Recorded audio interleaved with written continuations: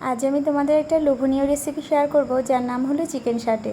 তার জন্য ক্যাপসিকাম, পেঁয়াজ, টমেটো কেটে নেবো। আর ওদিকে চিকেনগুলোকে ছোটো ছোটো পিস করে কেটে নিয়ে ফ্রেশ করে ধুয়ে আমি সব কিছু উপকরণ একবারে মিক্সড করে নেব।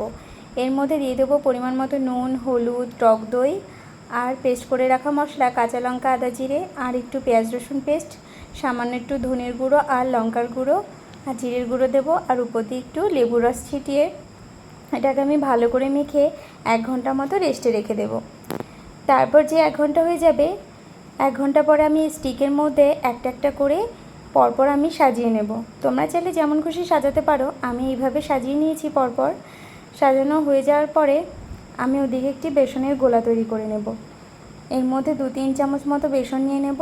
তার মধ্যে দিয়ে দেবো একটু নুন, পেঁয়াজ রসুন পেস্ট আর একটু লঙ্কার গুঁড়ো দিয়ে বেসনের গোলা তৈরি করে নেব। তারপর কড়াই গরম হয়ে গেলে তেল দিয়ে আমি এক এক করে এগুলো ফ্রাই করে নেব। এটাতে আমি বেসন মাখাইনি, এমনি ফ্রাই করছি। তোমরা চাইলে বেসনটাকে স্কিপ করে যেতে পারো।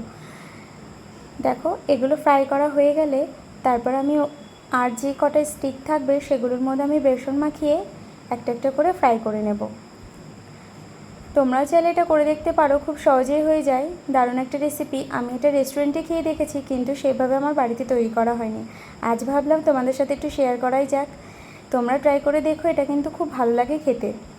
তারপর যেগুলো ভাজা হয়ে যাবে, আমি সেই কড়াইতে একটু তেল আর কুচনো রসুন, একটু পেঁয়াজ রসুন পেস্ট আর যে মশলাটা রয়ে গেছে সেই মশলাটা দিয়ে soya sauce, tomato sauce, chilli sauce এই সমস্ত উপকরণ দিয়ে আমি ভালো করে মশলাটাকে কষিয়ে নেব। আর দিয়ে দেবো সামান্য একটু চিনি আর নুন দেওয়ার পরে যে বেসনের গোলা ছিল স্টিকগুলো, সেগুলো দিয়ে আমি এপিট ওপিট ভালো করে ফ্রাই করে নেব। নিয়েই রেডি এই চিকেন সাটে। তোমরাও জানো কেমন হয়েছে এই রেসিপিটা।